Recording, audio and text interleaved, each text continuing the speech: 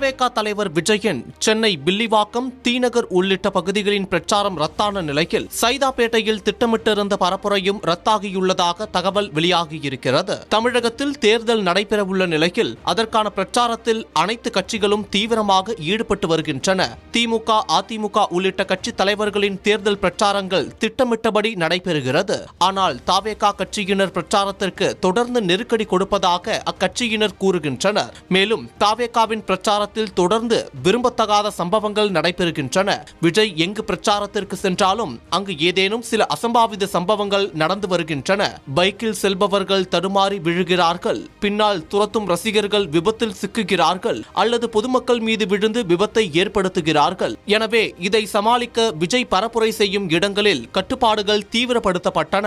இந்த நிலையில் திங்கட்கிழமை சென்னையில் மேற்கொள்ளவிருந்த விஜயின் பிரச்சாரம் ரத்து செய்யப்பட்டுள்ளது. சென்னை காவல்துறை நெருக்கடி அளிப்பதாக தாவேகா குற்றம் சாட்டியுள்ளது. சென்னையில் விஜய் தேர்தல் பிரச்சாரம் மேற்கொள்ள மாலை 2 மணியில் இருந்து 6 மணி வரை அனுமதி கொடுக்கப்பட்டிருந்தது. தேர்தல் நடத்தும் அலுவலர் முதலில் 4 மணி நேரம் அனுமதி கொடுத்திருந்த நிலையில் சென்னை மாநகர காவல் ஆணையர் அருணின் அழுத்தத்தால் அந்த கால அளவு நேரத்தில் அது 1 மணி நேரமாக குறைக்கப்பட்டதாக தாவேகா நிர்வாகி ஆதவர்ஜுனா குற்றம் சாட்டியிருக்கிறார். திமுக சதி செய்வதாகவும் தெரிவித்திருக்கிறார். 2 to 6 கொடுத்த 1 மணி நேரத்துல இதை கேன்சல் செய்யப்பட்டு 2 to 3 சொல்லிட்டு பர்மிஷன் கொடுக்கறாங்க. வெள்ளிவாக்கத்துல இருந்து நீங்க டீனருக்குள்ள போகும்பொழுது மக்கள் ஒருவேளை அதிகமா வந்துட்டாங்கன்னா வண்டி மூவ்மெண்ட் ஸ்லோவா தான் போக முடியும்.